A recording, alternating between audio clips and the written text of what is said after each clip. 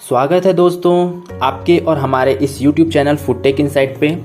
आज के इस वीडियो में मैं food safety and standard act 2006 के बारे में डिस्कस करने वाला हूँ। इसका इंट्रोडक्टरी वीडियो ऑलरेडी मैंने बना चुका है और इसका लिंक जो है डिस्क्रिप्शन में दिया हुआ है, तो वहाँ जाकर आप इंट्रोडक्टरी वीडियो देख सकते हैं। तो चलो देखते हैं।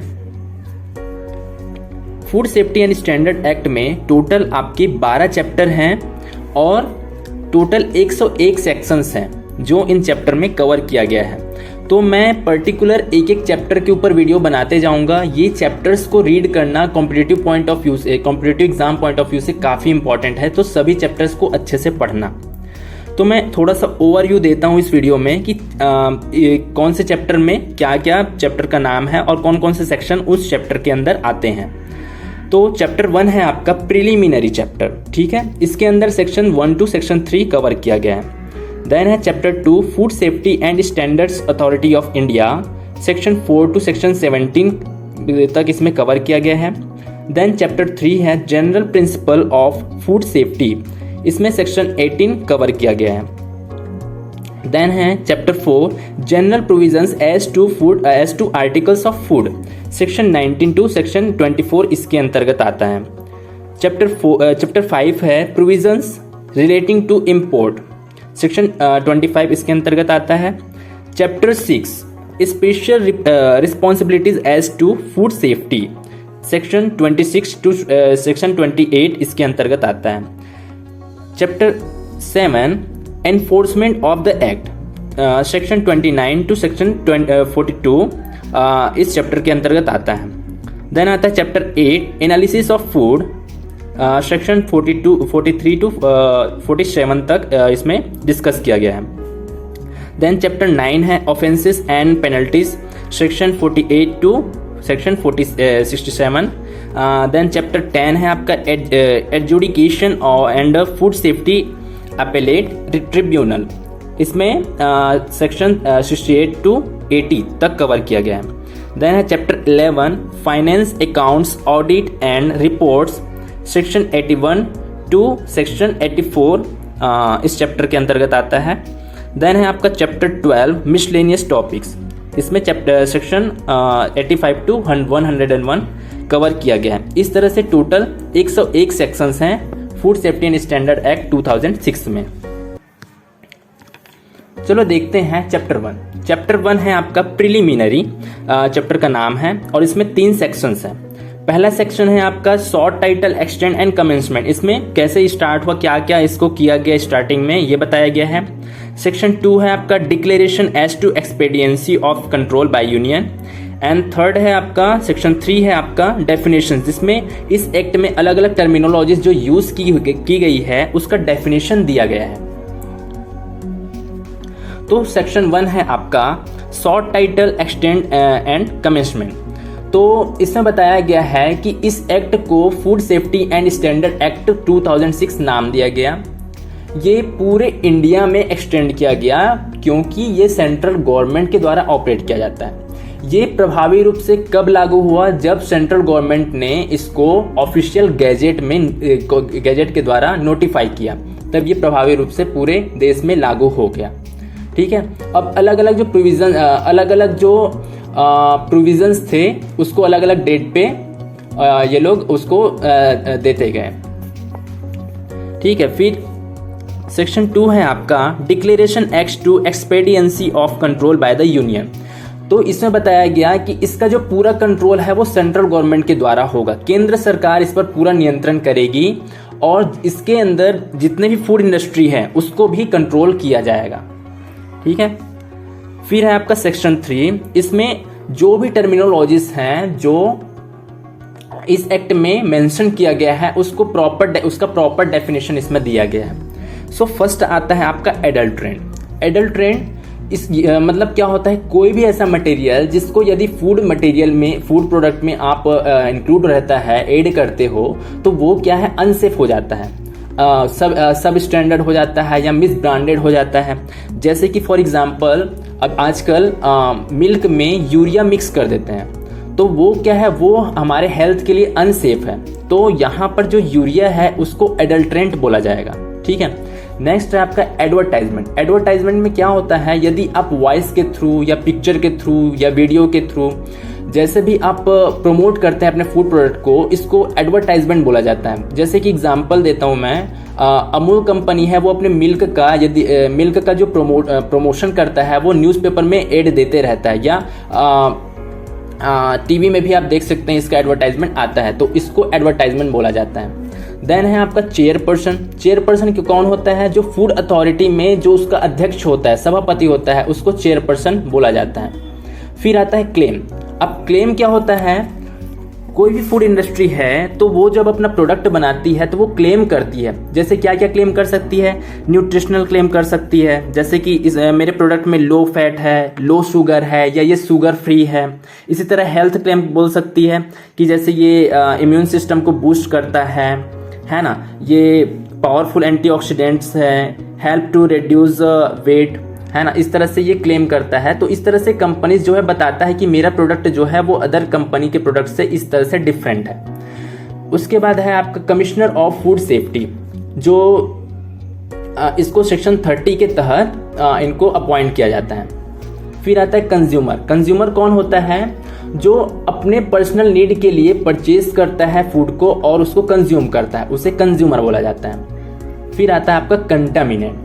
कंटामिनेंट मीन्स क्या होता है, कोई भी ऐसा सब्सटेंस जो या तो फूड में पहले से मौजूद होता है या वो प्रोडक्शन के दौरान मौजूद उसमें शामिल हो जाता है, उसमें ऐड हो जाता है। ठीक है, सो प्रोडक्शन के दौरान मतलब जैसे कि मैन्युफैक्चरिंग हो रहा है, प्रोसेसिंग हो रहा है, प्रिपरेशन हो रहा है, ट्रीटमेंट हो रहा है, पैकेजिंग के दौरान या ट्रांसपोर्ट कर रहे हैं, उस दौरान कोई भी प्रोडक्ट मटेरियल जो है, सब्सटेंस जो है वो इसमें ऐड हो जाता है ना, तो इसको कंटामिनेंट बोला जाता है। अब कंटामिनेंट में किसको इंक्लूड नहीं किया जाता, ये एग्जाम पॉइंट ऑफ व्यू से काफी इंपॉर्टेंट है, इसको ध्यान से सुनना कि इसमें जो है इंसेक्ट फ्रेगमेंट्स है या रोडेंट्स हेयर है, रोडेंट के हेयर्स है और अदर एक्सट्रेनियस मैटर है, इसको कंटामिनेंट में इंक्लूड नहीं किया जाता है। ओके, देन है आपका डेजिग्नेटेड ऑफिसर। सो इस एक्ट के सेक्शन 36 के तहत इसको अपॉइंट किया जाता है, इनको बोला जाता है डेजिग्नेटेड ऑफिसर। देन है आपका एक्सट्रेनियस मैटर। अब जानते हैं कि एक्सट्रेनियस मैटर क्या होता है। जैसे कि फूड के मैन्युफैक्चरिंग में जो रॉ मटेरियल्स यूज होता है या पैकेजिंग मटेरियल्स यूज हो रहा है या प्रोसेस सिस्टम में कुछ भी ऐसा मैटर इसमें ऐड हो जाता है, उसको बोला जाता है एक्सट्रेनियस मैटर। अब क्या होता है, एक्सट्रेनियस मैटर यदि आपके फूड आर्टिकल में मौजूद होगा भी तो ये अनसेफ नहीं होगा। ठीक है, तो इसका डायरेक्ट क्वेश्चन आपका कॉम्पिटिटिव एग्जाम में आता है, इसका डेफिनेशन सीधा आपका पुट कर दिया जाएगा, आपको ऑप्शंस दिए जाएंगे, आपको उसमें से चूज करना है कि कोई भी मैटर जैसे फूड में मिलाया गया है, यदि फूड उससे अनसेफ नहीं होता है तो वो कौन सा मैटर है, तो उसका आप आंसर दे सकते हो कि वो एक्सट्रेनियस मैटर है। इस तरह से क्वेश्चन पूछे जाते हैं। देन आता है आपका फूड। फूड किसको बोलेंगे, या तो ये पार्शियली प्रोसेस होगा या अनप्रोसेस होगा। ठीक है, और उसको ह्यूमन कंजम्पशन के लिए माना जाएगा कि हाँ ह्यूमन इसको कंज्यूम कर सकता है, उसको बोलेंगे फूड। अब ये क्या क्या चीजें इंक्लूड करता है, ये प्राइमरी फूड को इंक्लूड करता है। प्राइमरी फूड को मैं आने वाले क्लास में एक्सप्लेन करूंगा। ठीक है, ये इसमें फूड जो है कंटेन करता है सच इंग्रेडिएंट्स। क्या क्या इंग्रेडिएंट्स इंक्लूड करता है, जैसे कि इन्फेंट फूड है, पैकेज ड्रिंकिंग वाटर है, एल्कोहलिक ड्रिंक हो गया, च्युइंगम और कोई भी सब्सटेंस। ठीक है, जैसे कि वाटर जो फूड के मैन्युफैक्चरिंग के लिए यूज किया जाता है, प्रिपरेशन के लिए यूज किया जाता है, उसको भी इसमें इंक्लूड किया जाता है। अब क्या चीजों को फूड में इंक्लूड नहीं किया जाता, ये इंपॉर्टेंट है जानना। ठीक है, तो क्या चीजों को इंक्लूड नहीं करेंगे, जैसे कि एनिमल फीड हो गया, लाइव एनिमल्स जो प्रोसेस नहीं हुए हैं। तो लाइव एनिमल्स जो प्रोसेस नहीं हुए हैं और मार्केट में नहीं आए हैं तब तक उसे फूड की कैटेगरी में नहीं डाला जा सकता। ठीक है, प्लांट्स है प्रायर टू हार्वेस्ट, उनको फूड में नहीं इंक्लूड किया जाता है। ड्रग्स हो गया, मेडिसिनल प्रोडक्ट हो गया, कॉस्मेटिक, नार्कोटिक, साइकोट्रॉपिक सब्सटेंस, इनको फूड की कैटेगरी में इंक्लूड नहीं किया गया है। ठीक है, फिर आता है आपका फूड एडिटिव। फूड एडिटिव क्या होता है, ये फ्लेवर के लिए, स्मेल के लिए इसको ऐड किया जाता है। ठीक है, इसका पर्पस क्या है? टेक्नोलॉजिकल पर्पस है आपका। टेक्नोलॉजिकल पर्पस के लिए इसे इंक्लूड किया जाता है। किस में इंक्लूड करते हैं? हम इसको मैन्युफैक्चरिंग के दौरान इंक्लूड कर सकते हैं, ऐड कर सकते हैं, या प्रोसेसिंग में, या प्रिपरेशन में, या ट्रीटमेंट करने पे, है ना। तो इसको मतलब फूड के सेल्फ लाइफ को इंक्रीज करने के लिए भी फूड एडिटिव डाला जाता है। फिर है आपका, अच्छा, फूड एडिटिव में क्या चीज़ इंक्लूड नहीं किया गया है? आपका कंटामिनेंट्स हैं, उसको फूड एडिटिव में इंक्लूड नहीं किया जाता है। और कोई भी ऐसा सब्सटेंस जिसको फूड में उसके न्यूट्रिशनल क्वालिटी को इम्प्रूव करने के लिए या मेंटेन करने के लिए मिलाया गया हो, तो उसको फूड एडिटिव नहीं बोल सकते। देन आता है आपका फूड एनालिस्ट। फूड एनालिस्ट जो है इस एक्ट के सेक्शन 45 के तहत इनको अपॉइंट किया जाता है, उनको फूड एनालिस्ट बोलते हैं।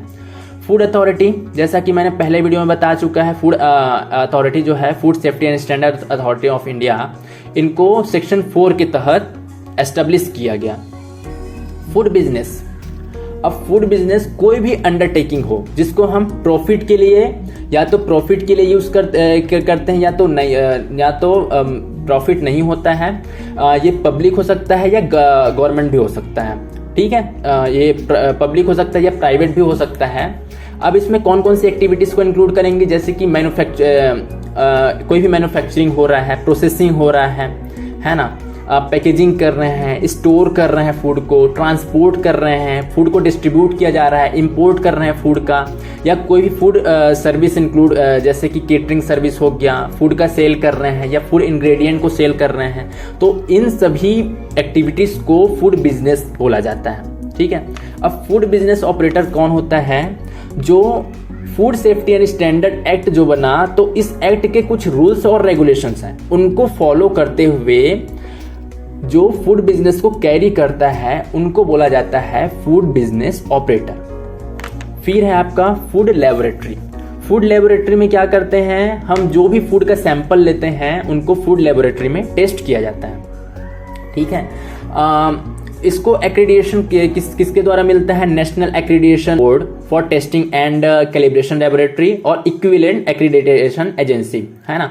इनको रिकॉग्नाइज करता है फूड अथॉरिटी अंडर सेक्शन 43 के तहत। ये बताता है कि क्या क्या क्राइटेरिया होना चाहिए फूड लेबोरेटरी के एक्रेडिटेशन के लिए। फिर है आपका फूड सेफ्टी। अब फूड सेफ्टी मीन्स क्या हो गया कि जो भी फूड है ना, हम इंश्योर करते हैं कि ये फूड कंज्यूमर के लिए, ह्यूमन कंजम्पशन के लिए सेफ है, तो हम बोलते हैं इसको फूड सेफ्टी में बताया गया है। फूड सेफ्टी ऑडिट क्या होता है? एक सिस्टमेटिक और functionally independent examination of food safety measures. कोई भी फूड सेफ्टी मेजर्स का इंस्पेक्शन करना, इंडिपेंडेंटली इंस्पेक्शन करना, ये फूड सेफ्टी ऑडिट में होता है। ये मैन्युफैक्चरिंग यूनिट में इसको अडॉप्ट किया जाता है, और इसमें देखा जाता है कि जो भी हम फूड सेफ्टी मेजर्स कर रहे हैं और उसका जो रिजल्ट आ रहा है वो फूड सेफ्टी के ऑब्जेक्टिव को फुलफिल कर रहा है या नहीं कर रहा है। जो कंपनी क्लेम कर रही है वो वाकई में इसको फुलफिल कर रहा है कि नहीं कर रहा है, ये फूड सेफ्टी ऑडिटर का काम है, वो करता है। देन है आपका फूड सेफ्टी मैनेजमेंट सिस्टम। अब यदि आप कोई भी फूड इंडस्ट्री में जाएंगे तो आप इसका प्लान देख सकते हैं कि FSMS प्लान बनाया जाता है, जहां पर good manufacturing practices, good hygienic practices, hazard analysis and critical control point, अलग अलग डिफरेंट प्रोसेस होते हैं फूड का, तो उसमें कहाँ पर कौन सा क्रिटिकल कंट्रोल पॉइंट लगाना है, ये सारी चीज़ें FSMS प्लान में आप अच्छे तरीके से देख सकते हैं। देन है आपका food safety officer. Food safety officer को सेक्शन 37 के तहत अपॉइंट किया जाता है। आगे मैं इसको अच्छे और ब्रीफ में डिस्कस करूंगा फूड सेफ्टी ऑफिसर के बारे में आने वाले सेक्शंस में। फिर है आपका हैजार्ड। हैजार्ड किसको बोलेंगे? कोई भी बायोलॉजिकल, केमिकल या फिजिकल एजेंट जो प्रोसेसिंग के दौरान उसमें ऐड हो जाता है फूड में, है ना, जो क्या करता है, हेल्थ में एडवर्स इफेक्ट करता है, उसे बोलते हैं हैजार्ड। इम्पोर्ट मीन्स क्या हुआ? जैसे कि आप कंट्री में लैंड के थ्रू, सी के थ्रू या एयर के थ्रू कोई भी प्रोडक्ट आप अपने कंट्री में ला रहे हो तो उसे बोलते हैं इम्पोर्ट करना। देन आता है इम्प्रूवमेंट नोटिस। इम्प्रूवमेंट नोटिस क्या है? इस एक्ट के सेक्शन 32 के तहत कोई भी नोटिस जारी होता है उसको बोलते हैं improvement notice.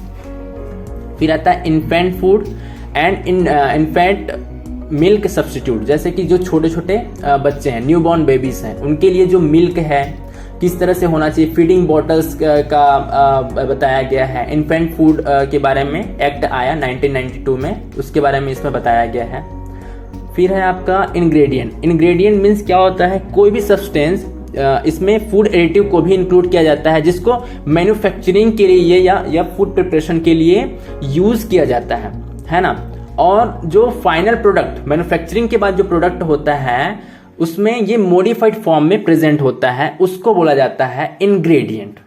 Okay, then label. Label means क्या होता है, कोई भी टैग है, ब्रांड है, मार्क है या पिक्चर है ना, या कोई भी रिटन फॉर्मेट है, डिस्क्रिप्टिव मैटर है, उसको प्रिंट किया जाता है आपके पैकेजिंग में, पैकेजिंग मटेरियल में, है ना। पैकेज में वो प्रिंट होता है, स्टैम्प होता है, एम्बोस किया जाता है, तो इसको बोला जाता है लेबल। यहाँ से आप उसका न्यूट्रिशनल इंफॉर्मेशन, ये सारी चीजें यहाँ से आप देख सकते हैं। लाइसेंस क्या है, इस एक्ट के अंडर सेक्शन 31 में के तहत जो लाइसेंस ग्रांट होता है उसके बारे में बताया गया है।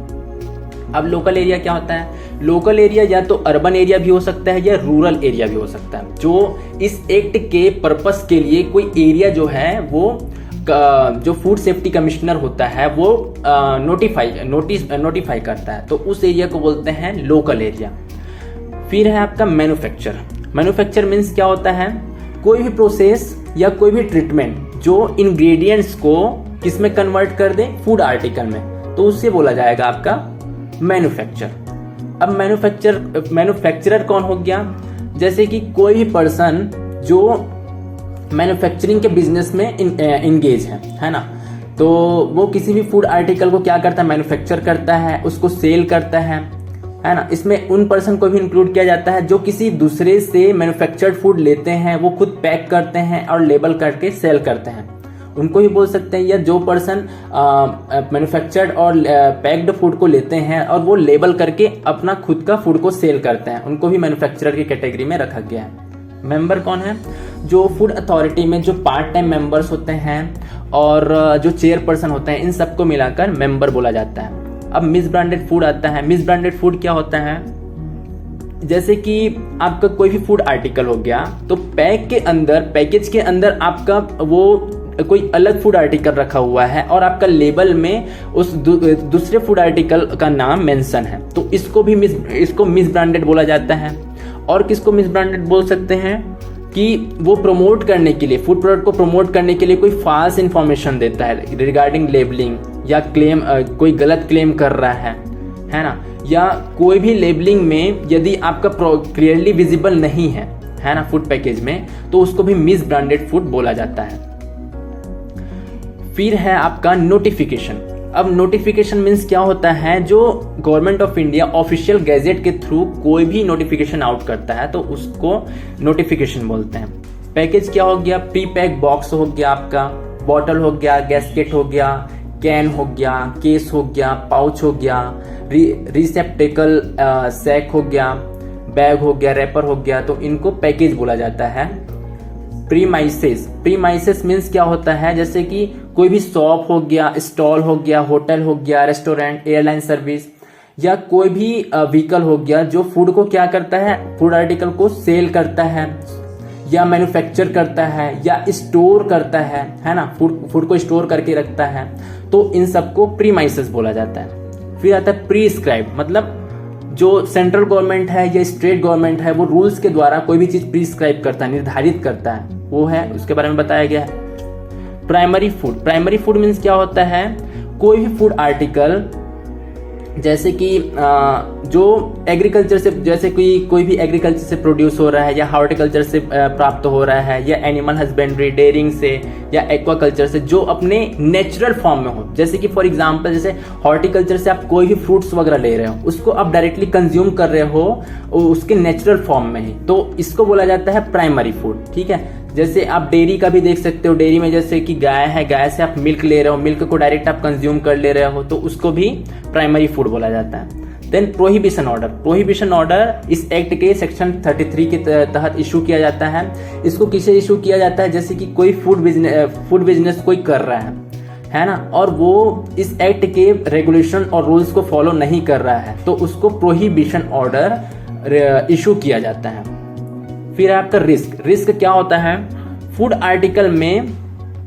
आर्टिकल से रिलेटेड, जैसे कि कोई मतलब कितने हद तक कोई चीज फूड में मौजूद है वो क्या कर सकता है, एडवर्स इफेक्ट कर सकता है आपके हेल्थ, कंज्यूमर के हेल्थ को, ठीक है, उसको बोला जाता है रिस्क। उसके बाद है आपका रिस्क एनालिसिस में क्या करते हैं, इसमें अलग अलग कंपोनेंट, 3 अलग अलग कंपोनेंट्स हैं आपके, कि इसमें एनालाइज किया जाता है कि किस किस टाइप के रिस्क हो सकते हैं, उसको कैसे मैनेज किया जा सकता है।